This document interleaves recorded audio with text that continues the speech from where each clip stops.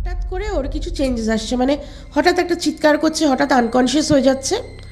তারপরে যখন সে উঠছে তখন তার চেহারার মানে একটা আলাদা আলোকিত ব্যাপার, একটা আলাদা ভাইব আসছে, গলার টোনটা পাল্টে যাচ্ছে। ওই কেলু ভাষাতে কথা বলছে, সিলেটি বলা মেয়েটা কেলু ভাষায় কথা বলছে, অদ্ভুত একটা পাওয়ার নিয়ে নিচ্ছে, নিজের ইচ্ছে মতো কাজ করছে। কোনো নির্দিষ্ট সময় হচ্ছে না, যে কোনো টাইমে, মানে একটা টাইমের পরে বললো সন্ধেবেলা হতো পুজোতে যাওয়ার সময়, কিন্তু তাছাড়াও দিনের অন্যান্য সময়েও হতো। তুই যাকে আনবি না সে আমাকে ছুতেও পারবে না। ও বাবা, তুই যাকে আনবি সে আমাকে ছুতেও পারবে না, তুই চেষ্টাও করিস না, নিজের সর্বনাশ ডেকে আনিস না। সেদিন যখন ছোটো মামা ওই ঘর থেকে বেরোচ্ছে, এটা আমি ছোটো মামার মুখেও শুনেছি, কাঁদছে, চোখ দিয়ে পুরো জল পড়ছে, and he was literally shivering এভাবে করে। বললো কী দেখেছিস? বললো আমি খালি একটাই কথা বলছি, আমি দেখে নিয়েছি, আজকে আমি দেখে নিয়েছি। হি ওয়াজ জাস্ট সেইং আমি আজকে দেখে নিয়েছি। বলে ওকে নাকি বলেছে যে তোকে আমি বারণ করেছিলাম, তুই কেন তাও এটা করতে গেলি? আমি তো সবার মা, আমি তো তোর ক্ষতি চাই না।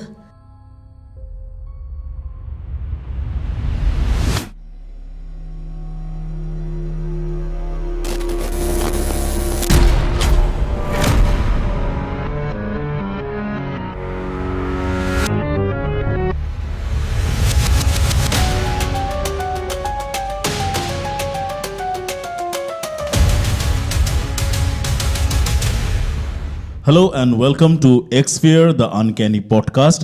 আপনাদের সবাইকে স্বাগত আমাদের এই সিরিজ, যার থিমটাই একটু ডার্ক।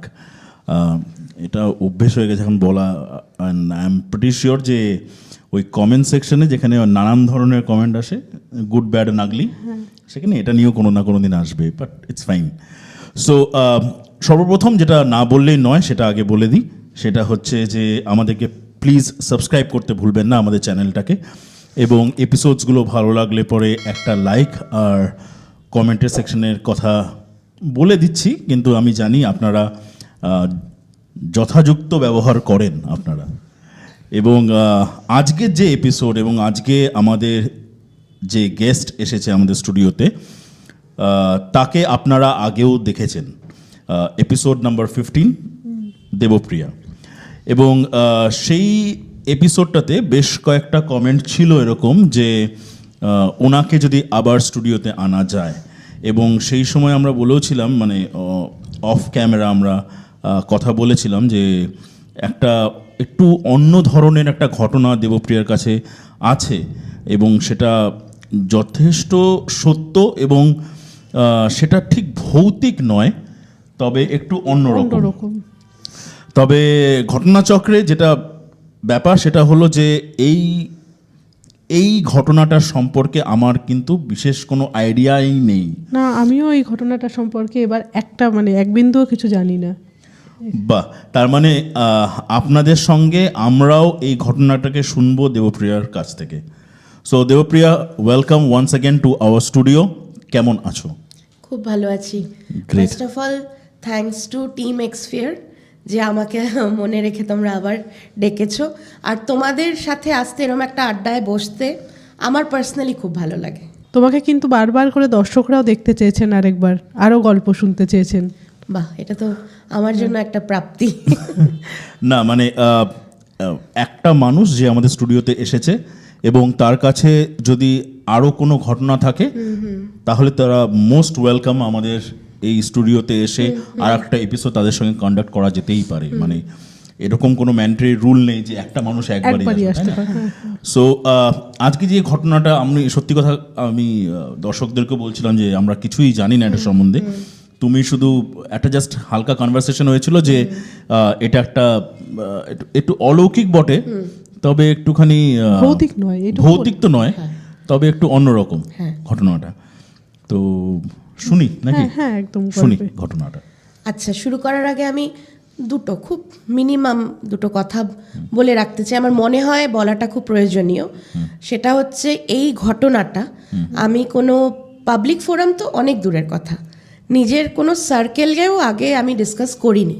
আচ্ছা, কারণটা হচ্ছে এই যে ঘটনার কিছু কিছু বিষয় এমন রয়েছে যে সুপার ন্যাচারাল তো বটেই, কিছুটা সুপার ডুপার ন্যাচারালও লাগতে পারে শ্রোতাদের কাছে যারা প্রথমবার শুনছে, স্পেশালি এমন কারো কাছে যাকে হয়তো তারা চেনে না বা আগে কোনোদিনও দেখেনি। আর তোমাদের এই এক্সফিয়ারের প্ল্যাটফর্মের ব্যাপারে আমি বলতে চাই, আমি তোমাদের রেগুলার ভিউয়ার, আমি তোমাদের সমস্ত এপিসোড আমি দেখি। আর এই জায়গাটা তোমরা আর্ন করেছো, তোমাদের অথেন্টিসিটি জায়গাটা ভীষণ পোক্ত। মানে যেভাবে প্রেজেন্ট করা হয়, যেতটুকু বলা হয়, অ্যাবসলিউটলি সত্য ঘটনাটার সত্যটুকুকেই ইনট্যাক্ট রেখে তোমরা প্রেজেন্ট করো, আর এটা মানুষে আইডেন্টিফাইও করছে। তো এই জায়গাটাকে আমি নড়বড়ে কোনো মতেই করতে চাই না, ওই পাপ আমি নিজের ওপর নিতে চাই না। তো আমি যারা শ্রোতা বন্ধুরা আছে তাদের কাছে একটাই রিকোয়েস্ট করব যে বিশ্বাস করতে পারলে তো নাথিং লাইক ইট, আর যদি কোথাও মনে হয় বিশ্বাসের জায়গাটাকে আমি হার্ট করছি, তাহলে গল্পর মতন করে শুনুন, ঠিক আছে? অ্যাবসলিউটলি। এবং বিশ্বাসটা সবই হচ্ছে নিজেদের উপরে ডিপেন্ড করে। হ্যাঁ। আমরা যত কটা ঘটনা আমরা এই এক্সপিয়ারে এনেছি সেই প্ল্যাটফর্মে, কিন্তু তার মধ্যে প্রচুর কমেন্ট তো আসে যেখানে কেউ এড়িয়ে যায়, কেউ ইগনোর করে, মানে ইট ডাজন্ট এক্সিস্ট এরকম একটা ব্যাপার। বিশ্বাসটা পুরোপুরি একটা নিজের ওপরে। এবং তুমি যেহেতু বললে যে রেগুলার ভিউয়ার, এই কথাটাও আপনাদেরকে জানিয়ে দিই যে আমরা একটা টোকেন অফ অ্যাপ্রিসিয়েশন, আমরা একটা এই এই এই ব্যাপারটা আমরা শুরু করেছিলাম বেশ কয়েকটা এপিসোড আগের থেকে, যেখানে আমরা একজন বা দুজন বা হয়তো তিনজন তাদের নাম আমরা নিই on the show, on the episode, শুধু মানে একটা বড় থ্যাঙ্কস জানানোর জন্য, আমাদের সঙ্গে জুড়ে থাকার জন্য এবং আমাদেরকে মোটিভেট করার জন্য এবং আমাদের যে কন্টেন্ট সেই কন্টেন্টটাকে অ্যাপ্রিসিয়েট করার জন্য। সো আজকেও আমরা দুজনের নাম নেব, আমরা যাদেরকে আমরা থ্যাঙ্কস জানাতে চাই মন থেকে, এবং সেটা আমরা জানাবো হচ্ছে at the end of the episode. শুনি এবার ঘটনা। ঠিক আছে। আমিও এই ঘটনাটা শুনেইছি, কিন্তু আমার বিশ্বাসের জায়গাটা খুবই মানে পোক্ত এই জন্যই, কারণ আমি যাদের কাছ থেকে শুনেছি তারা আমার ভীষণভাবে কাছের মানুষ, একদম রিলেশনের মধ্যে পড়ে আমার নিজের মাসি আর আমার নিজের ছোট মামা। আর এটাকেও বলে রাখি যে তারা দুজনেই কিন্তু প্রচণ্ড প্রোগ্রেসিভ থটের, যে কোনো রকমের অলৌকিক কথা বা ঘটনাকে বিবেচনা না করেই অন্ধভাবে বিশ্বাস করে নেওয়ার মতন মানসিকতার তারা দুজনের মধ্যে একজনও নয়। ইনফ্যাক্ট এটুকু বলে রাখি, আমার ছোট মামা ব্রাহ্মণ সন্তান হয়েও একজন এথিস্ট হয়েই বেঁচেছিলেন যতদিন ছিলেন। উনি পৈতেটুকুও নিজের স্বইচ্ছায় নেননি, বিয়ের আগে কোনো মতে মা আর মাসিরা মিলে বসিয়ে জোর করে পৈতে গলায় দিয়ে দেওয়া আর কি, এরকম একজন মানুষ। তো এই ঘটনাটা 2004-এর। হ্যাঁ, তো আমি বোর্ড এক্সামে বসার আগে, অ্যাপিয়ার করার আগে, আমার দাদু মানে মায়ের বাবা, উনি খুব অসুস্থ হন। আর আমি মনে হয় আমার আগের এপিসোডেও বলেছিলাম যে আমার মা নর্থ ইস্টের মেয়ে। ত্রিপুরাতে কৈলাসহর বলে একটি শহর মানে টাউন রয়েছে, যেখানকার মেয়ে আমার মা। তো আমি টেস্টটা দিয়ে দাদুকে, মানে এমন হয়ে গেছিলো যে ডক্টর বলেছিল যে দাদুস ডেজ আর নাম্বারড। তো একবার একরকম শেষ দেখতেই দাদুকে চলে যাওয়া শেষ সময়। তো গিয়ে দেখলাম মামাবাড়ির লোকদের মধ্যে দুটো কথা প্রচলিত। একটা তো দাদুর অসুস্থতাটা তাদের একটা খুব বড় বিষয় ভাবনার, আর সেকেন্ড ব্যাপারটা হচ্ছে মাসির প্রতিবেশী একটি বাড়িতে দুটি মেয়ে রয়েছে, তার মধ্যে একটি মেয়ে নাকি খুব খারাপ রকমেরই অসুস্থ, খুব অন্য রকম তার অসুস্থতাটা। সেই নিয়ে তারা সবাই খুব চিন্তিত, মায়ের পুরো ইয়েতে ফ্র্যাটার্নিটিতে যারা যারা রয়েছে। তো আমি অত গুরুত্ব দিইনি ব্যাপারটা, কারণ দাদুটাই আমার ফোকাস ছিল। তো কয়েকদিন যাওয়ার পরে দাদু একটু স্টেবল হওয়ার পরে আমার মেজো মাসির বাড়িতে আমাদেরকে ডাকা হয়, যে যা হয় বোন গেছে এতদিন পরে। তো মা আর আমি মেজো মাসির বাড়িতে থাকতে যাই। ওখানে গিয়ে দেখি যে অসুস্থ মেয়েটির কথা বলেছিলাম সে তখন সুস্থ, সে রিকভার করছে। সে, তার বোন, তার মা, তারাও এসেছে, যেহেতু প্রতিবেশী আর তারা খুব কাছের, মানে অলমোস্ট লাইক ফ্যামিলি। তারা এসেছে। এবার সন্ধেবেলা একটা আড্ডার আসর বসে না, মামা বাড়ির টাড়িতে যেগুলো হয়ে থাকে আর কি। তো আমরা সব মহিলারা বসে একটা গল্পের আসর জমেছে, চা বিস্কিট মুড়ি টুড়ি নিয়ে। তো আমি বুঝলাম সেটাই একদম কারেক্ট টাইম জিজ্ঞেস করার জন্য যে কি হয়েছিল ওদের বাড়িতে যেটা নিয়ে এত আলোড়ন, পুরো কৈলাসহর জুড়ে এত কথা হচ্ছে। তো আমি জিজ্ঞেস করেই বসলাম যে কি হয়েছিল।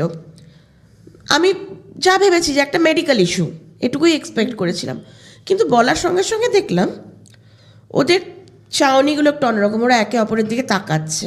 ইনফ্যাক্ট আমার মাসিও একে অপরের দিকে তাকাচ্ছে। এবার ওটা যেহেতু একটা মফস্বল, আমি ওদের কাছে শিলিগুড়ির থেকে যাওয়া একটি মেয়ে, শহরের মেয়ে ওরমই কনসিডার করে, তো এক শহরের মেয়েকে কি তাদের সেই ঘটনাটা বলা যায়? তো সেই নিয়ে তারা একটু হেজিটেন্ট।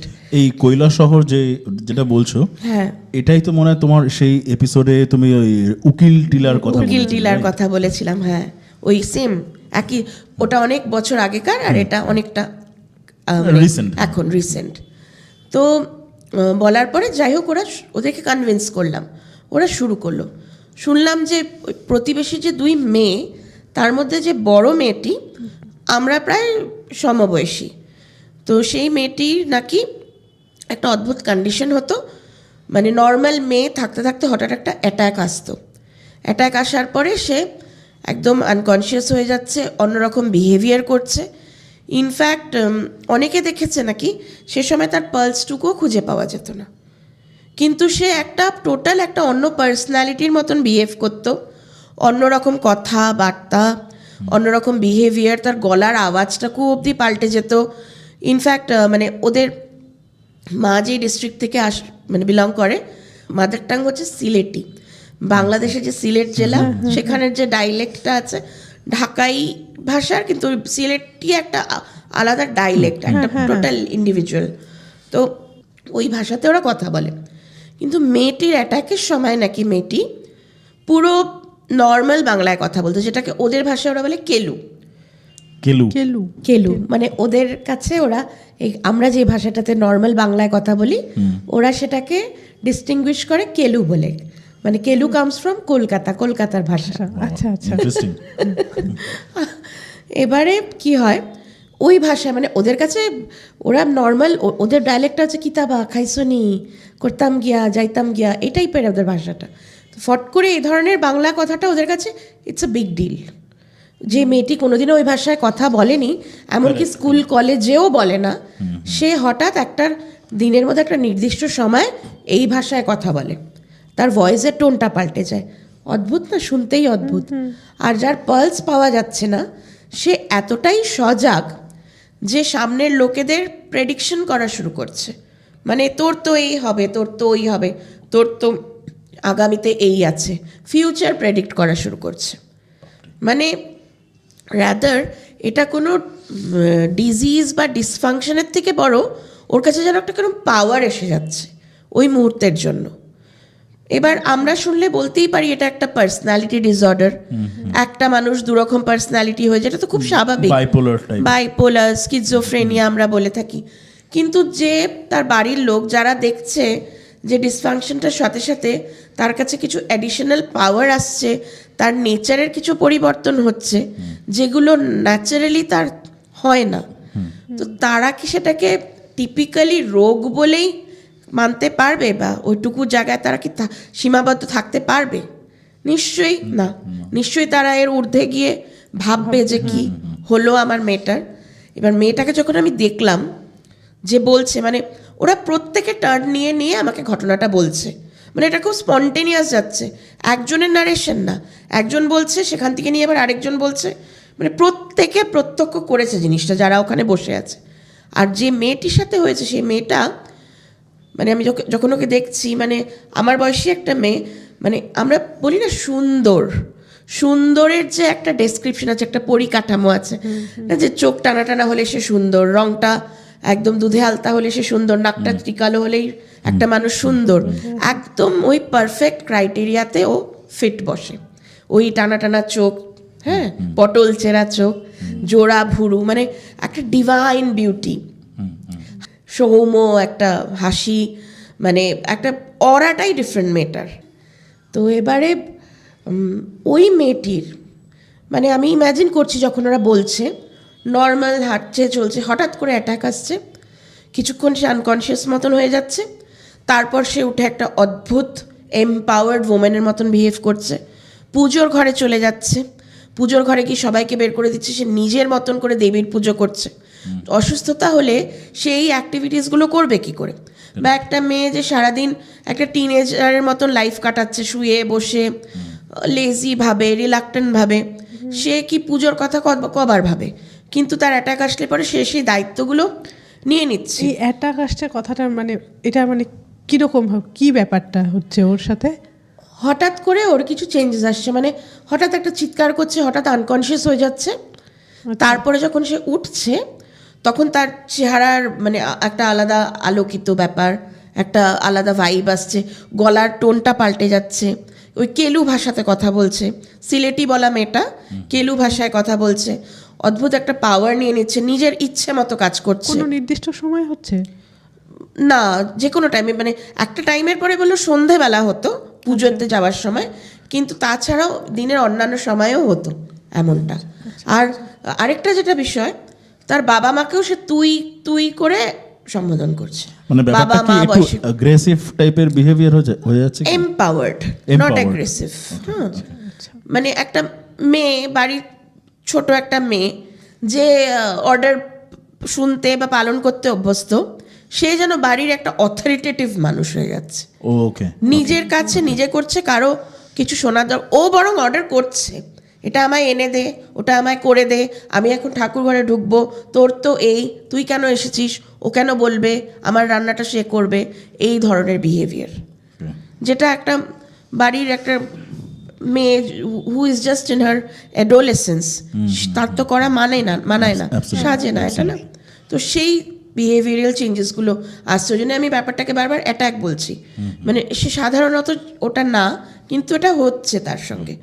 তো এবারে যা হয়, ওরা এটাকে প্রথমত তো একটা মেডিকেল ইস্যু, মানে একটা মেডিকেল ইস্যু হিসেবে ওটাকে অ্যাড্রেস করে। তো সেই অনুযায়ী ট্রিটমেন্টও চলে, ডক্টরকে কনসাল্ট করা হয়, সব রকম টেস্ট করা হয়, কিন্তু করে দেখা যায় যে ম্যাটারটা কোনোভাবেই সাইকোলজিক্যাল জায়গাতে নেই। আচ্ছা, কারণ শি ইজ সাইকোলজিক্যালি ফিট, ওর মধ্যে কোনো বাইপোলার সিনড্রোম নেই, আর ও এমন কিছুই করছে না যেটা একটা ডিসফাংশন বলে বলা যেতে পারে। মানে হ্যাঁ, সাধারণ চোখে তো বটেই ডিসফাংশন, কিন্তু এগুলো তো একটা মানুষ যে পুজো করছে, আমার ভাগ্য বলে দিচ্ছে, সে তো পাগল নয় না, সে তো পাগল না, সেটা তার একটা টোটালি একটা অন্য রূপ, অন্য দিক। তো মানে পার্সোনালিটি ডিফারেন্ট। তো এটা তার সাথে হচ্ছে। আর মেডিকেল ইস্যু যে বলবে, কোনো রকম ডায়াগনোসিস করেও এটার কোনো সলিউশন পাওয়া যায় না। যে আর মেডিকেল সায়েন্স কি বলবে, যার পালস নেই সেই ব্যক্তিটি বেঁচেও নেই, তাই তো? কারেক্ট। কিন্তু পালস বোঝা যাচ্ছে না যার, সে পুরো সজাগ, সে সমস্ত রকম অ্যাক্টিভিটি করছে, সব রকম কথা বলছে, সব রকম কিছু করছে। ইনফ্যাক্ট দায়িত্ব নিয়ে দিনের একটা টাইমে এসে ঠাকুর ঘরে চলে যাচ্ছে। আর মানে পুজো করার স্টাইলটাও কীরকম, নর্মাল তোমার আমার মতন পুজো না, কিন্তু আমরা যেরকম বলবো না, 4টে ফল 2টো মিষ্টি 13টা ফুল নিয়ে গিয়ে আয়োজন করে ওম নমো বিষ্ণু করবো, নট দ্যাট। ওর পুজো করার প্যাটার্নটা হচ্ছে সাধিকার মতন, যে কোনো মানে ক্লিশেড কোনো নিয়ম ফলো করে পুজো করছে না। সে তার পূজা, যেটাকে আমরা বলি না পুনর্জাগরণ, সে তার নিজের মধ্যে, মানে আমরা বলি না নিজের মধ্যে দেবী শক্তিটাকে জাগানোটাই হচ্ছে আমার চক্র, আমার ইন্দ্রিয়র মধ্যে সেই শক্তিটাকে আনা, এটাই তো পূজা। আমরা পারবো না বলে আমরা সেই কথাতে যাই না, বা ওই ডিসকাশনটা that will take us too far, তো let's not go into that. তো এবার সেই প্রসিডিওরে সে পুজো করছে, কেউ তার পুজোটা দেখতেও পাচ্ছে না, দরজা বন্ধ করে যেটুকু লিমিটেড রিসোর্স পুজোর ঘরে আছে সেটা নিয়েই সে পুজো করছে। ও আর পুজোর ঘর থেকে যখন সে বেরিয়ে আসছে, তার ড্রেসটা হচ্ছে মাঠ পরে, শাড়ি পরা, একটা আঁচলের দিক লটকাচ্ছে, মাথা ভর্তি এরকম সিঁদুর পরা, অবিবাহিত মেয়ে, চুল ছাড়া, চোখে এরকম গাঢ় করে কাজল দেওয়া, মানে অদ্ভুত একটা, মানে নর্মালি ওই মেয়েটা ওইভাবে থাকে না, একটা ইয়াং মেয়ে টিনেজার ওভাবে থাকে না। আর যখন বেরোচ্ছে রুম থেকে, পুজোর ঘর থেকে, ওইভাবে ছেড়ে মানে কখনো নাকি চোখ বন্ধ থাকতো, নিজের একটা ট্রান্সের মধ্যে সে গিয়ে বিছানায় ধপ করে শুয়ে যেত। কিছুক্ষণ পরে মা বলে ডাকতো, মানে ও নিজের গলায় ডাকতো, তখন ওরা বুঝতো যে যেটাই ওর দ্যাট পিরিয়ড ইজ ওভার, মানে পজেশনও যদি এটাকে আমরা বলি, পজিশনটা ছেড়ে গেছে তাকে, মানে ওটাই একটা সিগন্যাল ছিল বাড়ির লোকের বোঝার জন্য। এরম হতে হতে ওরা ওই যেহেতু ত্রিপুরা গৌহাটির খুব কাছাকাছি, গৌহাটিতে ওকে একবার ট্রিটমেন্টের জন্য নিয়ে যাওয়া হয় বাড়ির থেকে। তো সেখানে এবার কামাখ্যা মন্দির নীলাচল পর্বতে যেখানে আছেন সেখানে ওকে ওরা নিয়ে যায়, যে দেখি মানে এটা বোঝার জন্য যে মেডিকেল সায়েন্সের বাইরেও কি কিছু আছে মানে যেটা। সব রকম চেষ্টা তো করাই হলো, এটাও করে দেখি ব্যাপারটা একদম। ওরকম হয়ে গেছে। একদম আমি একটা এইটার প্রসঙ্গে আমার একটা মানে প্রশ্ন করতে ইচ্ছে করছে, সেটা হচ্ছে যে এই যে তুমি বললে না যে লাল শাড়ি পরে, গয়না পরে, সিঁদুর পরে, ও যে তা ওর বাড়ির লোক এগুলোতে মানে কিছু আটকানোর চেষ্টা বা কিছু কখনো করেনি? বা সেটাই তো ওদের সিচুয়েশন, সে সময় সংঘর্ষ চলছিল ওদের মধ্যে, যে বাবা মা কি করে মেনে, মানে আমায় তো গল্পটা বলছে, আমি তো সে সময় প্রেজেন্ট ছিলাম না, কিন্তু যখন বলছে ওদের এটাই মানে ওরা কেন সংশয়ের মধ্যে আছে যে ওদের একটা ওই বয়সী মেয়ে, 15-16 বছরের মেয়ে একটা দেবী মূর্তি ধারণ করে নেয় হঠাৎ করে, ঠাকুর ঘরে ঢুকে যায়, বাবা মা এটা কী করে মেনে নেবে? এক্স্যাক্টলি তুমি খুব ভালো প্রশ্ন করলে, যেটা আমি তো একতরফা বলে যাচ্ছি, আমি রিয়াকশনটার কথা বলতে ভুলে যাচ্ছি। বাবা মা ন্যাচারালি খুব চিন্তিত, আটকাতে গেলে ও অ্যাগ্রেসিভ হয়ে যাচ্ছে, অ্যাগ্রেসিভ হয়ে যাচ্ছে, ও যেটা করবে ওই মোমেন্টে ওকে ওটা করতেই দিতে হবে। এবং তখনই মনে হয় সেলফ হার্মগুলো। হ্যাঁ হ্যাঁ, তখন ও নিজেকে হার্ম করা শুরু করছে। তো এই নিয়ে বাবা মার মধ্যে আর মেয়ের মধ্যে একটা যুদ্ধ চলেই যাচ্ছে, এটার কোনো কনক্লুশন নেই। আমার মাসিকে একটা সময় ওরা ওদের বাড়িতে থাকতে বলে যে আমরা একে আর সামলাতে পারছি না, তুই আমাদের সাথে এসে থাক। আর একটা পয়েন্টে গিয়ে এমন হয়ে যায় যে ওর এই বিহেভিয়ারিয়াল ইস্যুসগুলোকে বাড়ির লোকে মানতে শুরু করে, কারণ ওদের কাছে আর কোনো রাস্তা নেই, অপশনস নেই। নাহলে মেয়ের ক্ষতি হয়ে যাবে। ওরা তো বুঝতে পারছে না না কি হচ্ছে। তারপর কামাখ্যাতে মন্দিরে নিয়ে যাওয়ার পরে বেশ কিছু ওখানে যারা থাকে, পান্ডা সাধু যারা থাকেন আর কি, ওনারা স্পিরিচুয়াল এক্সপার্টস যারা, তারা দেখে বলে যে এই মেয়ে, মানে কিছু ঘটনা না শুনে, যে এই মেয়ের মধ্যে কিন্তু দেবীর একটা শক্তি রয়েছে, আর এটা মানে একদম জন্মগত, সিন্স বার্থ এটা রয়েছে ওর মধ্যে। তো ওর পথে কিন্তু কেউ যেন বাধা না হয়। তো ন্যাচারালি বাবা মা চিন্তায় পড়ে যে এরকম মেয়ে কি সারা জীবন এরকম থাকবে? না, সারা জীবন থাকবে না, কিন্তু ওর একটা কোনো পারপাস আছে, তো সেই পারপাসটা ওকে পুরো করতে দিতে হবে। সেই রাস্তাতে কোনো মেডিকেল সায়েন্স, কোনো মেডিসিন, কোনো ডায়াগনোসিস কোনো কাজ করবে না। মেয়েকে যদি বাঁচিয়ে রাখতে চাও তাহলে ওকে ওর মতন করে ওর কাজগুলো ওকে করে যেতে হবে। সেটা কি কোনো কিছু কথা না শুনেই? না, ও বলছে তো। বলেছে। আচ্ছা। হ্যাঁ, আমি আরও যখন বলবো আমি ডিসক্রাইব করবো যে কিভাবে হচ্ছিল ব্যাপারটা। তো মানে ও যখনই এই অ্যাটাকটা আসছে, ও কিন্তু সব কিছু বিবরণ দিয়ে বলছে যে আমি এটা চাই, আমার ওটা লাগবে, আমার এই ঠাকুর ঘরটা ফাঁকা লাগবে, আমার এই শাড়িটা লাগবে, এই গয়নাটা লাগবে, এটা করলে এটা হবে। আরও আমি ডিটেলে বলছি, মানে যেভাবে প্রসিড করব আমি বলতে থাকবো। তো কামাখ্যা থেকে এসে ওরা এই ব্যাপারটার সঙ্গে একটা মানে পোষ মানিয়ে নিয়েছে যে ও এবার এগুলো করবে। না মানে জিজ্ঞেস করছিল যে কামাখ্যায় গিয়ে যেই সাধক বা যার সাথে কথা হয়েছে সে তাকে ওই অবস্থায় না দেখেই কথাগুলো বলেছে, না দেখেই বলেছে, মানে মেয়েটিকে দেখেই বলেছে যে ওর এরকম ঘটনা ঘটছে। জিজ্ঞেস করছিল তো। হ্যাঁ হ্যাঁ হ্যাঁ, ওর মধ্যে এই শক্তিটা রয়েছে আর ওর বিহেভিয়ারগুলো এইভাবেই হবে, ও এই ধরনেরই অ্যাক্টিভিটিস করবে, এটা উনি বলে দিয়েছিলেন, মানে ওনারা বলে দিয়েছিলেন রাদার। তো তারপর থেকে বাবা মা একটা অ্যাকসেপ্টেন্সের জায়গা চলে আসে। ভাবুন সিচুয়েশনটা, যে ওরা এটা মেনে নেওয়ার মতো তো একটা ব্যাপার না, না, যেটা 15-16 বছরের মেয়ে। অ্যাবসলিউটলি, মানে জিনিসটা একদম অন্যরকম, মানে একটা নর্মাল জীবনযাপন থেকে একদম ডেভিয়েট করে একদম পুরো আলাদা না।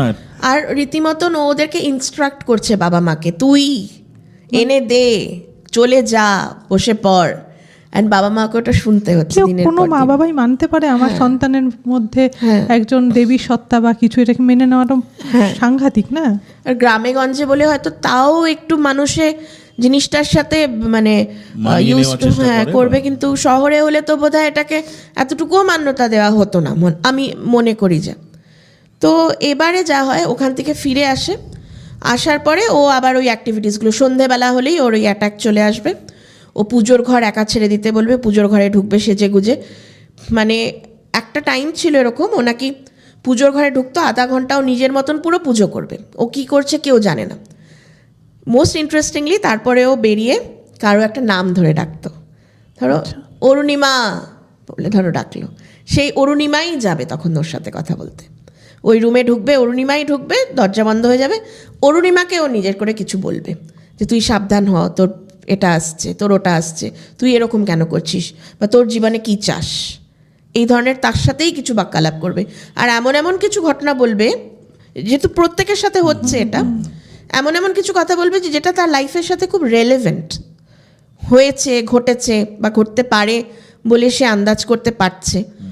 তখন ওরা মানে আস্তে আস্তে করে ওদের মধ্যে বিশ্বাসটা জন্মাচ্ছে যে এটা কোনো পার্সোনালিটি ডিসঅর্ডার তো নয়, এর সঙ্গে আলাদা কোনো শক্তি কিছু বা একটা কোনো আছে। কিছু একটা রয়েছে। এবার আমার মাসিকে ডেকেছিল, আমার মাসির নাম কল্যাণী, হ্যাঁ, কল্যাণী ভট্টাচার্য আমার মাসির নাম, কিন্তু বাড়িতে সবাই কলি কলি করে ডাকে। আজ অবধি মাসির খুব হ্যান্ডফুল অফ পিপল তারাই জানে যে মাসির পুরো নাম যে কল্যাণী, তো মাসিকে কলি কলি করেই সবাই ডাকে। ইনফ্যাক্ট ওই মেয়েটির মাও মাসিকে কলি করেই ডাকে, কিন্তু ওই মেয়েটি যখন ডাকতো তখন কল্যাণী এভাবে ডাকতো। মাসি এখনও সুরটা বলে, এত সুন্দর গলা, মানে পুরো দরাজ, কল্যাণী এভাবে ডাকতো। তো মাসি ঢুকেছে, আমার মাসিকে আমরা সবাই জানি যে খুব খুব একটা মানে স্বচ্ছ মানুষ, সিম্পল স্বচ্ছ, যার কোনো চাহিদা নেই, জীবনটা মানে খুব সিম্পল মধ্যে কাটাতে, স্পষ্ট বক্তা, যা তার মনে তাই তার মুখে, সবাইকে মানে সবার জন্য করতে ভালোবাসে। আবার ফট করে রেগে গেলে তোমাকে মুখের মধ্যে বলেও দেবে যে আমার এটা ভালো লাগছে না। তো মাসিকে ডেকে বলছে তুই কি চাস? তো আমার মাসি ন্যাচারালি ওরকম সিচুয়েশনে কী বলবে, বলেছে আমি কিছু চাই না মা, তুমি তো সবই জানো। তো বললো তুই জানিস অনেক কোটিপতির যে সম্পদ আছে তাদেরও ওই জিনিসটা নেই যা তোর মধ্যে দিয়েছে মা। এই কথাটা বলেছে, তোর মধ্যে এমন কিছু আছে যেটা অনেক কোটিপতিরও সম্পদের মধ্যে নেই। তো তুই কোনোদিনও চিন্তা করিস না, তুই জীবনে কোনো কিছুর থেকে আটকাবি না, তুই যেমন আছিস তেমনই থাক, আর আজকের পর থেকে আমি তোর হাতের রান্নাই খাবো, তুই ছাড়া আর কেউ যেন আমায় খাবার না খাওয়ায়। তো মাসি তারপর থেকে নিয়ম মতন তাই করে, ওনার রান্নাটা, ওই মেয়েটির রান্নাটা মাসিই শুরু করে। ইনফ্যাক্ট মাসি ওদের বাড়িতে থাকাও শুরু করে, কারণ মাসিকে খুব মানে ডিপেন্ড করতো মাসির ওপরে। এবার এটা করতে করতে কি হয়, আমার ছোটো মামা খুব বিরক্ত হয় এই পুরো প্রসেসটার থেকে, কারণ উনি একদম একটা অন্যরকম মানুষ ছিলেন, পুরোপুরি অন্যরকম। Atheist। হ্যাঁ, পুরো এথিস্ট, বললাম না, পৈতে পর্যন্ত নেয়নি ব্রাহ্মণ সন্তান হয়ে, মানে জোর করে আমার মা মাসিরা বিয়ের আগে বসিয়ে কোনো মতে একটা মানে থ্রেডটা পরিয়ে দিয়েছিল, এরকম টাইপের লোক। ছোট মামা খুব বিরক্ত হয় যে এই বয়সের একটা মেয়ে, তার এখন অ্যাডোলেসেন্স আসছে, তার অনেক রকম মানে হরমোনাল চেঞ্জেস হচ্ছে, হয়তো তোমরা এটাকে একটা বিচ্ছিরি রূপ দিচ্ছ, সবাই মিলে ওর পায়ে পড়ে যাচ্ছে এতটুকু মেয়ের, ও হয়তো জিনিসটাকে খুব ইনকালকেট করার চেষ্টা করছে, ও হয়তো অ্যাটেনশনটা ভালোবাসছে, এভাবে করে তো মেয়েটাকে তোমরা সাইকোলজিক্যালি এফেক্টেড করে দেবে, তোমরা কেন এটাকে বাড়াওয়া দিচ্ছ, তোমরা কেন ওকে পুজোর ঘর ছেড়ে দিচ্ছ, কিসের জন্য করছো? তো ছোটো মামার কথা কেউ শোনে না এই সময়, কারণ ওদের কাছে অন্য যেগুলো ঘটছিল সেগুলো অনেক বেশি সিগনিফিকেন্ট। তো ছোটো মামা এমন সময় কী করে, ছোটো মামার অফিসে কালিগসদের সাথে ম্যাটারটা ডিসকাস করে। তো একজন কালিগ বলেন যে আমার একজন মাসি রয়েছে যার কিছু স্পিরিচুয়াল পাওয়ার্স রয়েছে, মানে তান্ত্রিক থাকে না ওরকম, তো ও গিয়ে মেয়েটিকে দেখে ঠিক করে দিতে পারবে, তো তুই চিন্তা করিস না, আমি ওনাকে পাঠাবো, ওই বাড়িতে গিয়ে দেখে দেবো, সবার সাথে কথা বলে জিনিসটাকে সর্ট করবে। তো ছোটো মামা এই কথাটা এসে এবার কাউকে বলে না বাড়িতে, ও ভাবে যে একদিন ফট করে ওই মহিলাকে বাড়িতে নিয়ে আসবে, মানে মোস্ট মানে কি বলবো unexpectedly she will drop by, and ওরা কেউ মানে জানবে না, কিন্তু উনি বলে দেবেন সব কিছু। সেদিন সন্ধেবেলা ছোটো মামাকে ডেকে পাঠায় ওই পুজোর ঘর থেকে, জয়ন্ত আমার ছোটো মামার নাম, আজকে জয়ন্তর সাথে কথা বলবো আমি। তো মামা যায়, যাওয়ার পর মামাকে বলে তুই কি করছিস এগুলো, তোকে কি আমি বলেছি আমার উপকার করতে বা আমার কোনো রকমের কোনো সাহায্য দরকার, সহযোগিতা দরকার, আমি কি বলেছি? মামা অবাক, মামা তো কারোর সাথে নিজের ওয়াইফকে অবধি বলেনি কথাটা। তো বলছে আমি তাহলে তুই কেন করছিস, মানে আমার পথে তুই কেন বাধা হচ্ছিস? তুই যাকে আনবি না সে আমাকে ছুঁতেও পারবে না, ও বাবা, তুই যাকে আনবি সে আমাকে ছুঁতেও পারবে না, তুই চেষ্টাও করিস না, নিজের সর্বনাশ ডেকে আনিস না, ভালো থাক বলে করে দিয়েছে, ডিসকার্ড করে দিয়েছে। ছোটো মামা তাও বিশ্বাস করেনি, যা হয় আর কি। তো ছোটো মামা এরপরেও ওনাকে গিয়ে বলেছে যে একটা ডেট ফিক্স করেছে যে আপনি এত তারিখে এতটার সময় আমাদের বাড়িতে আসবেন। এবার যেদিন ওই ঘটনাটা ঘটবে কেউ জানে না, শুধু ছোটো মামা জানে যে এ আসছে, উনি আসছে। হ্যাঁ। তো সেইটা ফিক্স করে ছোটো মামা যখন বাড়ি আসছে, ছোটো মামার বাইক অ্যাক্সিডেন্ট হয়, পড়ে যায়, পড়ে খুব বাজেভাবে চোট পায়। বাড়িতে সবাই চিন্তা আসছে না, তো আসে যখন খুব ইনজিওর্ড হয়ে বাড়িতে আসে, এসে ওই ড্রেসিং ফেসিং করা অবস্থায় ছোটো মামা শুয়েছিল বিছানাতে। হঠাৎ মামি বলল, মানে আমার ছোটো মামি বলল যে তোমাকে ডাকছে, তুমি যাও। তো ছোটো মামা গেছে ওভাবে করে গিয়ে ওই পুজোর ঘরে। এবার মেয়েটার, আমি আসল নামটা বলছি না, মেয়েটাকে আমি একটা ক্লোজ একটা নাম দিচ্ছি, হ্যাঁ, ওর আসল রানী বলছি, হ্যাঁ, রানী বলেই ওকে আমরা অ্যাড্রেস করি। তো ওই রানী ওকে ডেকে পাঠিয়েছে ছোটো মামাকে, মানে when she was in the puja ghar. তো ছোটো মামা গেছে, গিয়ে বলে পুরো রুদ্র রূপ যাকে বলে না, বলেছে তোরা কেউ আসবি না, আমি শুধু জয়ন্তর সাথে কথা বলবো। ছোটো মামা ঘরে ঢুকেছে। সেদিন যখন ছোটো মামা বেরোলো না ঘর থেকে, মানে পরে আমাকে ঘটনাগুলো যখন সবাই বলছে, আমি তো ছোটো মামার সাথেও আলাদা কথা বলেছি, ছোটো মামা অন্য, মানে ছোটো মামা is speaking a different version. আমি অবাক যে ছোটো মামা এগুলোকে অ্যাকনলেজ করে বলছে, কারণ ততদিনে ছোটো মামা দেখে ফেলেছে যা দেখার। সেদিন যখন ছোটো মামা ওই ঘর থেকে বেরোচ্ছে, এটা আমি ছোটো মামার মুখেও শুনেছি, কাঁদছে, চোখ দিয়ে পুরো জল পড়ছে, and he was literally shivering এভাবে করে। বললো কী দেখেছিস? বললো আমি খালি একটাই কথা বলছি, আমি দেখে নিয়েছি, আজকে আমি দেখে নিয়েছি। সিং আমি আজকে দেখে নিয়েছি। বলে ওকে নাকি বলেছে যে তোকে আমি বারণ করেছিলাম, তুই কেন তাও এটা করতে গেলি? আমি তো সবার মা, আমি তো তোর ক্ষতি চাই না, কিন্তু তুই কেন জোর করে এই পথে হাঁটছিস? তোকে তো আমি বারণ করেছিলাম। আর যখন কথাটা বলছে ছোটো মামা, মানে অন্ধকার ঘর তো, একা ডেকেছে, ছোটো মামা কিচ্ছু দেখতে পাচ্ছে না, কিন্তু ওনার পা দুটো দেখছে, পা দুটো নাকি মিশমিশে কালো রঙের, মিশমিশে কালো। তখন ছোটো মামা বলেছে আমাকে ক্ষমা করে দাও, মানে ওর মতন মানুষ, ক্ষমা করে দাও বলেতে নাকি পা দুটো এরকম এগিয়ে দিয়েছে। পায়ের ওপর যখন পড়েছে, বলে গরম, মানে বলে না রেগে আগুন তেলে বেগুন আমরা বলি না, মানে গরম, পাটা পুরো রীতিমতন ফিউমিং হট, ছিটকে গেছে পাটা ধরে, আর পুরো কালো। আর ওইভাবে কথা বলছে। সেদিন ছোটো মামা বেরিয়ে গিয়ে হি স্টার্টেড ক্রাইং, মানে একটাই কথা বলে যাচ্ছে, আমি আজকে দেখে নিয়েছি, আমি আজকে দেখে নিয়েছি। ওদেরকে ফোন করে বলেছে তোমরা এসো না আর। আর মিনওয়াইল মামা যখন এগুলো হচ্ছে, ঘরের মধ্যে মামি আর মামার মেয়ে ছিল ছোট, ওরা বলছে মানে ভূমিকম্প হলে যেমন হয় না, বাসন টাসন পড়ে পুরো বাড়ির অবস্থা খারাপ। ওরা যে কাউকে ডাকবে বেরিয়ে আসবো, ওরা সেটা, মানে মামি এরকম তিতলি, আমার মানে মামার মেয়ে, যে তাকে জড়িয়ে ধরে মামি বসে আছে। মামা গিয়ে বলছে ঘরের এই অবস্থা হলো কি করে? মামি বলছে কেন ভূমিকম্প হচ্ছিল না? বলে না, মামি ভেবেছে ভূমিকম্প হচ্ছিল, কিন্তু শুধু ওদের ঘরেই এই ঘটনাটা। আমি না প্রথমত শুনে আমার খুব অদ্ভুত লেগেছে ঘটনাটা, কিন্তু তারপরে আমি মানে যাদের সাথে হয়েছে প্রত্যেককে আলাদা করে কথা বলেছি, প্রত্যেকে সেম কথা বলেছে যে মানে এটা কি মানে ওনার ক্রোধটা এত সাংঘাতিক, it was vibrating all over the place. Vibrating, হ্যাঁ, একটা আমরা বলি না প্রত্যেকটা মানুষেরই একটা ভাইব্রেশন হয়, হ্যাঁ। তো এই যে ওনার ভাইব্রেশনটা এতটাই সিগনিফিকেন্ট যে বাসন কুসন সব পড়ে গেছে নিচে, হয়তো একটা রেজ ছিল, হ্যাঁ। তারপর থেকে ছোটো মামা এই ম্যাটারটার মধ্যে আর কোনোদিনও ইনভলভ হয়নি। তো ছোটো মামাকে কিন্তু বলেছিল পরবর্তীতে সাবধান থাকতে। আমার ছোটো মামা কিন্তু একটা খুব স্যাড ইনসিডেন্টে মারা গেছে, আমরা ওনাকে 2008-এ হারিয়ে ফেলেছি। উনি he had committed suicide actually, খুব একটা স্যাড ইনসিডেন্ট হয়েছিল। সেটাও কি এটার সঙ্গে রিলেটেড? মামাকে কিন্তু বলা হয়েছিল যে সাবধানে থাকতে, উনি আঘাত পাবেন, এমন কিছু প্রেডিক্ট করা হয়েছিল সে সময়। তো জানি না এবার এটা রিলেটেড নাকি, কিন্তু সে সময় বলা হয়েছিল। এবারে কি হয়, আস্তে আস্তে বাড়ির সবাই ওর কথা মতো চলতে থাকে। ও এবার বলে আমি একটা আলাদা ঘরে ঘুমাবো, বোনের সাথে ঘুমাতো, 2 বোন এক ঘরে, বলে না আমি রাত্রে আলাদা ঘরে ঘুমাবো।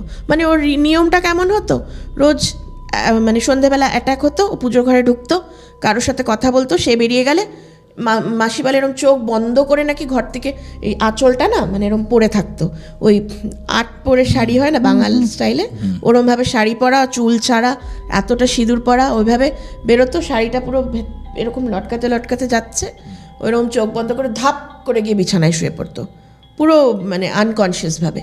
তারপর কিছুক্ষণের টাইম স্প্যান ছিল, তারপরে মা বলে রানী যে তার ভয়েসে ডাকতো, তখন ওর মা যেত মেয়েটা থরথর করে কাঁপছে, মা যেত, তখন আবার সে নর্মাল, তখন আবার সে 15 বছরের সে মেয়েটি যে নর্মাল কথা বলছে, তার নিজের ভাষায় কথা বলছে, আমি জল খাবো, আমাকে জল দাও, আমার পাশে বসে থাকো, আমার ভয় লাগছে, এইগুলো। এবার ফ্রিকোয়েন্সিটা আস্তে আস্তে বাড়তে থাকে, দিনের ওই একটা সময় আগে ওই অ্যাটাকটা আসতো, এখন এটা বাড়তে থাকে, কোনো ঘটনা হলে আবার ওরকম হয়ে যায়। আর একটা চিৎকার করতো নাকি যখনই এই ইনসিডেন্টটা হবে, তখন কিরে এইভাবে একটা খুব চিৎকার করতো, মানে সবাইকে অ্যালার্ট করে দিত, তারপরেই ও ওরকম ফর্মে চলে আসতো, করে বলতে থাকতো। এবার মেয়েটির বাবার একটা স্বভাব ছিল, মানে অ্যালকোহলিক ছিল মেয়েটির বাবা, ওনাকে একদিন পুজোর ঘরে বসে ডেকে বলে যে তুই যদি চাস সে তোর সংসার মানে নিখুঁত থাকুক, তাহলে তোকে এই অভ্যেসটা ছেড়ে দিতে হবে, অ্যালকোহলকে ছেড়ে দিতে হবে, নালে মানে শারীরিক ক্ষতি হবে, যেটা তুই কিন্তু তোর পরিবারের খেয়াল রাখতে পারবি না। মা আমি আর করবো না বলে হাত পা ধরে, ছেড়ে দেবো আজকেই, আমি ফেলে দেবো আজকেই বলে জিনিসটা ওখানেই থেমে যায়। কিন্তু যা হয় যে একটা আমরা জানি না যে ড্রাঙ্কার যে অ্যাডিকশনের মধ্যে আছে তার পক্ষে হ্যাঁ ছেড়ে দেবো বলাটা যতটা ইজি, তার পক্ষে ছেড়ে দেওয়াটা সহজ না। আরেকদিন সে বাড়িতে লুকিয়ে কোথাও থেকে খেয়েটে আসে, সেদিন নাকি ওই মেয়েটা নর্মাল অবস্থাতে আমার মাসিকে গিয়ে বলে, মাসি, কলি মাসি, তুমি আমাদের বাড়িতে চলে এসো, তাড়াতাড়ি চলে এসো। বলে কেন? বলে আজকে বাড়িতে যে কি হবে আমি জানি না। নর্মাল অবস্থাতেও এই কথাটা বলে, আজকে যে বাড়িতে কি হবে আমি জানি না।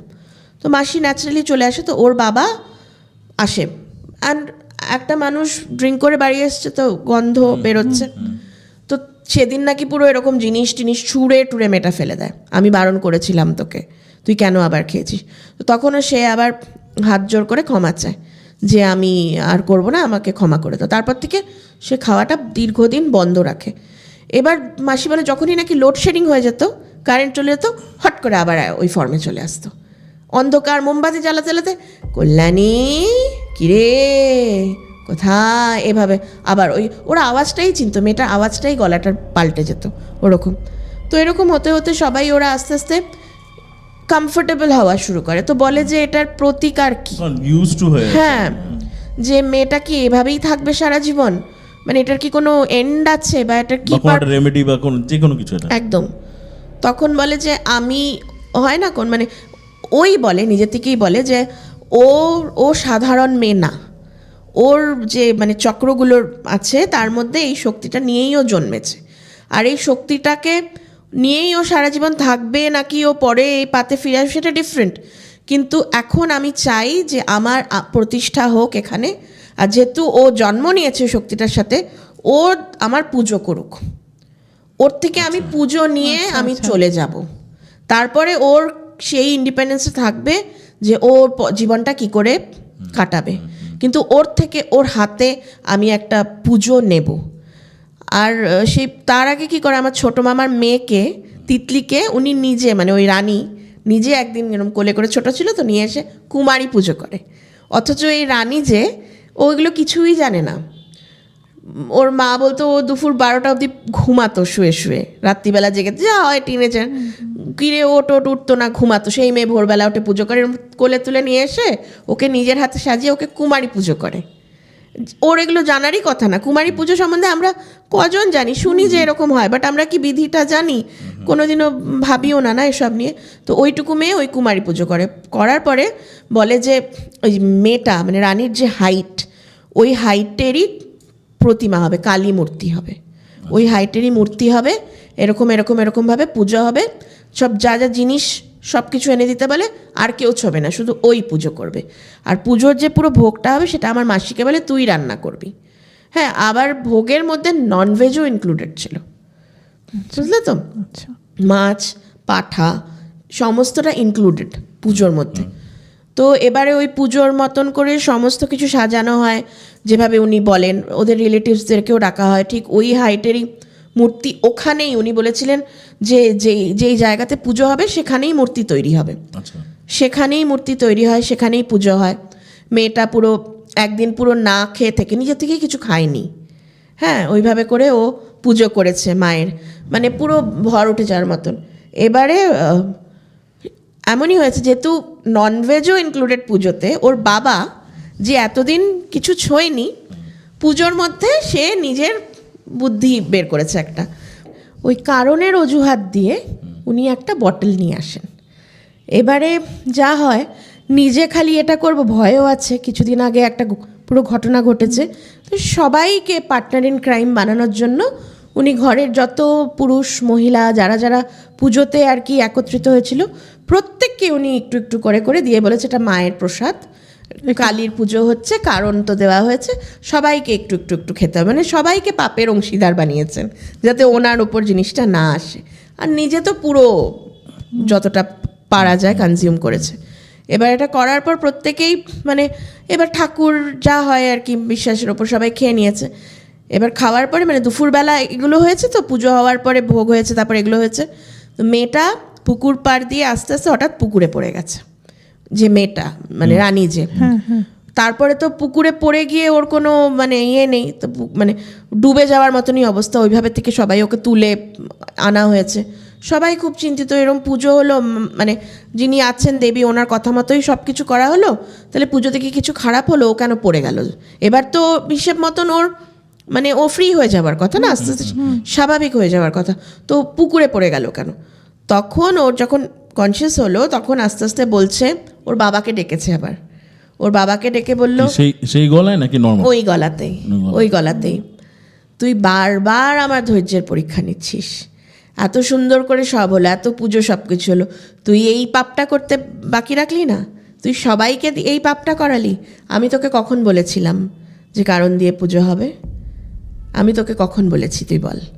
তখন তো উনি আবার মা ক্ষমা করো বলে পায়ে পড়ে গেছে, তখন সে রিজিড বলেছে, তুই বুঝবি না, তোকে আমি এত বলার পরও তুই বুঝবি না, আমি তোর মেয়েকে নিয়ে যাব, আমি তোকে পথ দেখিয়েছিলাম, ও তো আমার মেয়ে, আমি তো ওকে চাইলেই নিয়ে যেতে পারতাম, কিন্তু আমি তোকে একটা রাস্তা দেখিয়েছিলাম যে নিজের মেয়েকে নিজের কাছে রাখ, এই জন্মে রাখ তুই, কিন্তু তুই মানবি না, তুই তোর কাজ করে গেলি, তুই তোর বোকামি করে গেলি, তোর মেয়েকে পুকুর থেকে উঠিয়ে নিয়েছিস না, কতবার ওঠাবি, তোর মেয়েকে আমি নিয়ে যাব। তখন তো মানে সবাই রীতিমতন, পুরোহিত ডাকা হয়েছে, আবার করে পুজোর মানে সব কিছু সাজানো হয়েছে রীতিমতন, মানে বলে না মানে ক্ষমা চাওয়া, অ্যাপোলজি করা হয়েছে রীতিমতো। তারপরে বলেছে ঠিক আছে, কিন্তু আর যদি তুই কোনোদিনও ছুস সেদিনই তোর মেয়ের শেষ দিন হবে। আমি চলে যাচ্ছি মানে কি, আমি কোথায়, আমি তো নিশ্চিহ্ন হয়ে যাব না কখনোই, আমি ঠিক যখনই দেখব যে এটা হচ্ছে সেদিনই তোর মেয়ের জীবনের শেষ দিন, বুঝে নিবি, এই কথাটা বলে। তারপরে এবার পুজোর বিধিগুলো যখন শেষ হয় তখন ওরা সবাই একজোট হয়ে বসে, অন্য সময় তো উনি এতদিন নিজের ইচ্ছায় ওনার আবির্ভাব হয়েছে, এসেছেন, প্রেজেন্স ফিল করিয়েছেন, তখন ওরা পুজোর পরে সবাই একত্রিত হয়ে বসে ডেকেছে যে নাও হোয়াট, এখন আমরা কিভাবে এগোবো।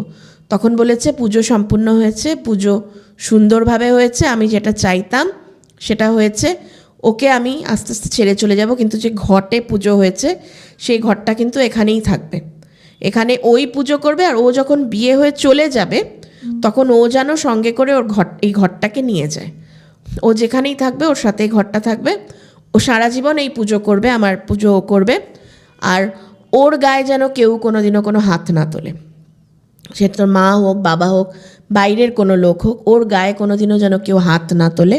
আর ও বড় হয়ে যেই মানে পুরুষকে ও নির্বাচন করবে তার সঙ্গেই ওকে বিয়ে দিতে হবে, ও ঠিক ওর পছন্দের যে সঙ্গী হবে, লাইফ পার্টনারকে ওই খুঁজবে, তোমরা কেউ খুঁজবে না, আর যাকেও খুঁজবে নিঃসন্দেহে তার সাথেই ওর বিয়ে দেওয়া হবে, এই কয়েকটা শর্ত উনি বলে যান।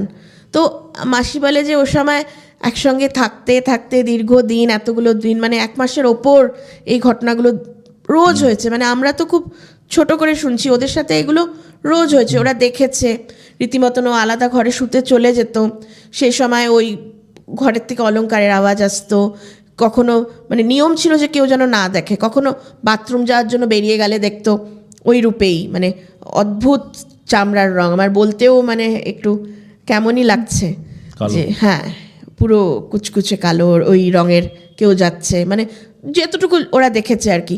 দীর্ঘদিন ওরা দেখতে দেখতে প্রথমে ওদের একটা ছিল ডাউট, তারপরে ওদের ভয়, তারপরে ওদের বিশ্বাস, এখন নেক্সট লেভেলটা তো ভালোবাসা হয়ে গেছে না, মায়া।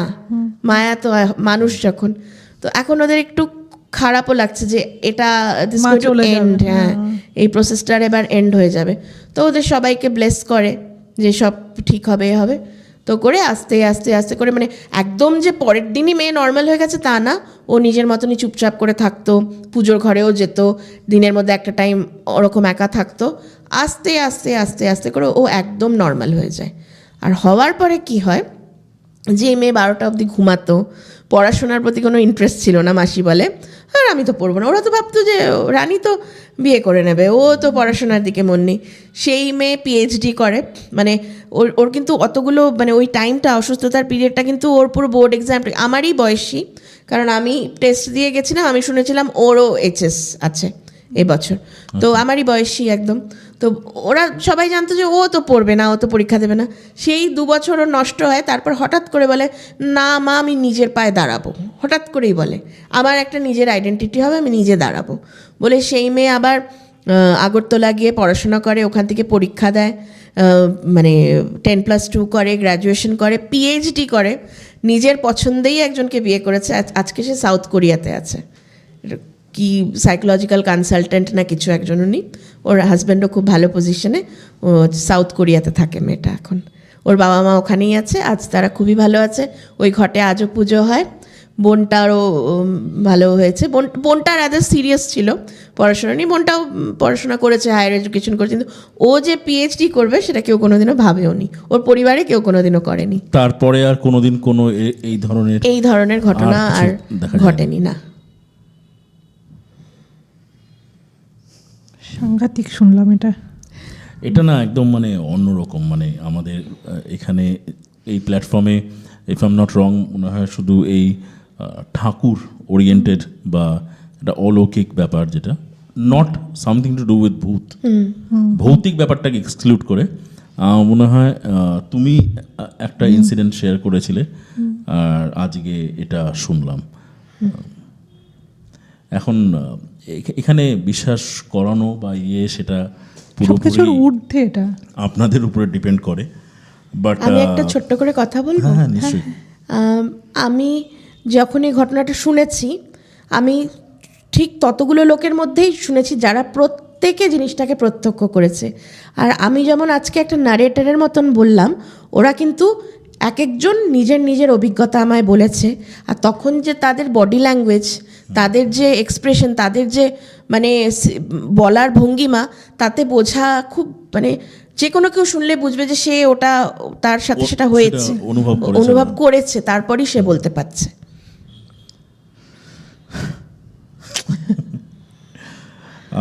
Debapriya thank you so much. মানে এরকম একটা ইনসিডেন্ট, মানে একটা ইনসিডেন্ট তো বলা যায় না, বা একটা ইয়ের উপরে অনেকগুলো ছোট ছোট ইনসিডেন্ট, এবং সেটা মানে ইটস ভাষাই নেই তো, বিয়ন্ড এক্সপ্লেনেশন। এটাই আমিও কেঁদেছিলাম প্রথম দিন যখন এটা শুনেছি। তবে মানে জানি না, আমি এটা খুব একটা সিম্পল হিউম্যান বিং হিসাবে আমি এটা আউট অফ কিউরিওসিটি জিজ্ঞেস করছি। বাট এই ধরনের জিনিসকে কি ওই ভর ওঠা বলে, বা ওই ধরনের? না না, ভর তো ওঠা আমরা এটাকে নাম দিয়েছি। ইনফ্যাক্ট আমি জানি না, মানে আপনারা যদি কোনোদিন আমাদের ওই চ্যানেলটাতে যান আর কি, যেখানে সাঙুল দিঘির ব্লগিংয়ের এপিসোডটা আছে আর কি, থিঙ্ক ট্যাঙ্ক ক্রিয়েটিভস লিখলে এবারে চলে আসবে। ওখানে সাঙুল দিঘি ওদের গ্রামে গিয়েছিলাম আমরা। আনন্দের কথা বলছো তুমি? হ্যাঁ, সেই ফার্স্ট টাইম মানে কি, মানে এত ক্লোজলি এতক্ষণ সময় ধরে, মানে আমরা সবাই দাঁড়িয়ে আছি মন্দিরের ওখানে ওই চাতালে আর কি, নাককাঠি কালীর পুজো হচ্ছে, এবং সেখানে হঠাৎ করে ওই ওইটা তো ভর ওঠাই বোধহয়। ভর ওঠা, আর ওই যে ভদ্রমহিলা আনন্দী, হ্যাঁ তার একদম মানে আমি এরকম দাঁড়িয়ে আছি এইখানে নিচে বসে হট করে। হ্যাঁ ওর হচ্ছে অন্য কোনো দিন আমি তো জানিও না, যাইও না, পুজোর সময় যাই, প্রত্যেকবারই ওই পুজো চলাকালীন হঠাৎ করে ওর মাথায় এবার জটা আছে, হ্যাঁ হ্যাঁ হ্যাঁ তা ওকে বলে যে ও অ্যাকচুয়ালি নাকি তোমার ও শিবের উপাসক, আচ্ছা কিন্তু ওর ভরটা ওঠে হচ্ছে ওই নাক্কাটি মায়ের পুজোর দিন।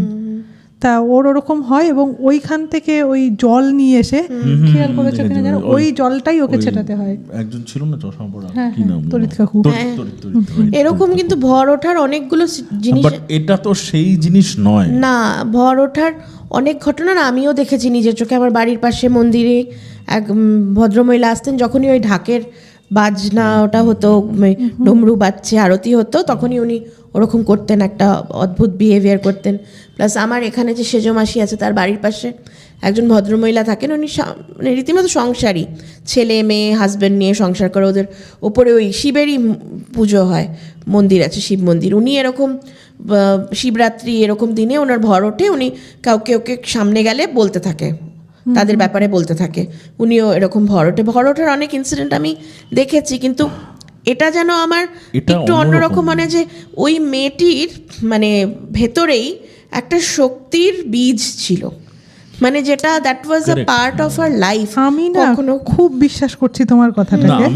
আমি কিন্তু মানে আমিও খুবই বিশ্বাস করলাম, তুমি তো, এবং তোমারও তো তার কারণ জেনুইন আছে। রিজন আছে কেন, সেটা আমি অন ক্যামেরা বলবো না। হ্যাঁ তো যাই হোক, ওই আমিও তাই, আমারও আমি তোমার কথাটাকে এতখানি বিশ্বাস করছি এই কারণে যে এরকম কিছু, সেটা মানে আমি নিজের চোখে মানে দীর্ঘ অনেকগুলো বছর ধরে দেখেছি।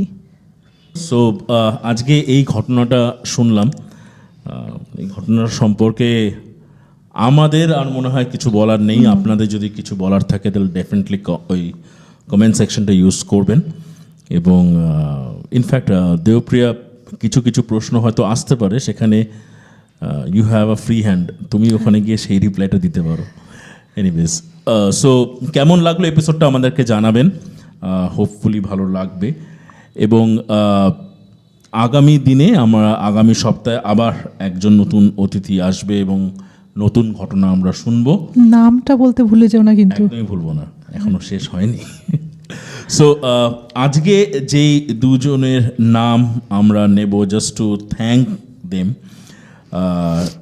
ফার্স্ট নামটা হচ্ছে, আমি যতটুকুন আইডিটা আমার মনে আছে আর কি, কথা ও কাহিনী উইথ জিয়া, তার Shreya I guess. So thank you so much তোমাকে। তুমি আমাদের সঙ্গে বেশ কিছু মাস ধরে জুড়ে আছো এবং আমাদের এপিসোডসগুলোকে নিয়মিত ফলো করো, সেখানে খুব ভালো ভালো কমেন্ট লেখো। এই ভালোটা নিয়ে আবার একটা প্রশ্ন হয়েছিল, ভালো ভালো কমেন্ট বলতে কি? তো ভালো ভালো কমেন্ট ইন দ্য সেন্স, যেই কমেন্টগুলোকে শুনলে পরে আমরা মোটিভেট হই, একেবারে। এবং এই যে সিরিজটা এটাকে আরও একটু এনহ্যান্স করা বা আরও রিফাইন ওয়েতে তোমাদের সামনে নিয়ে আসা বা আপনাদের সামনে নিয়ে আসা, এটাই হচ্ছে সেই ভালো ভালো কমেন্টের গল্প। হ্যাঁ, এবং ব্যাখ্যা। আর আরেকটা যেই নাম, সেই নামটা আগেন সেই আইডির থেকেই, তার পেছনেও সিরিয়াল নাম্বার আছে। ইনফ্যাক্ট কথা ও কাহিনী উইথ জিয়ার পিছনে কিছু একটা নাম্বারস আছে, যে নাম্বারসগুলো আমার মনে নেই এখন। আর একজন যার নাম, তার আইডি হচ্ছে Rajeshwari De, if I am not wrong, yes Rajeshwari De, এবং সেখানেও কয়েকটা নাম্বার আছে। So thank you so much. আমরা কিছু কিছু ওই কমেন্টের আমরা রিপ্লাই করেছি এবং একটা ব্যাক অ্যান্ড ফোর্থ একটা কনভারসেশনের মতনও হয়েছে আপনার সঙ্গে। So thank you so much. আমাদের এপিসোডসগুলো দেখতে থাকুন, এভাবেই মোটিভেট করুন আমাদেরকে, এবং আপনাদের আত্মীয় স্বজন বন্ধু বান্ধব যারা যারা আছে তাদের মধ্যেও আমাদের এই সিরিজটাকে শেয়ার করবেন, তাহলে পরে কিছু সাবস্ক্রিপশন বাড়বে আমাদের এবং ভিউজও বাড়বে। সো যেটা there is nothing to hide, মানে we all are working on this YouTube platform, যে একটা সাবস্ক্রিপশনের জন্য, একটা ভিউজের জন্য, and it's a very there is nothing hidden about it. এটা ভীষণ একটা ওপেন একটা জিনিস, একদমই তাই। সো সঙ্গে থাকবেন আমাদের এই সিরিজ। আর Debpriya, thank you so much, আপনি আবার সময় বের করে আমাদের সঙ্গে এই স্টুডিওতে আসলেন, একটা অসাধারণ একটা ঘটনা শেয়ার করলেন। So thank you so much. Thanks to all of you. Welcome. So সঙ্গে থাকবেন আমাদের এই সিরিজ, যার নাম এক্সপিয়ার দ্য আনক্যানি পডকাস্ট। ভালো থাকবেন সবাই।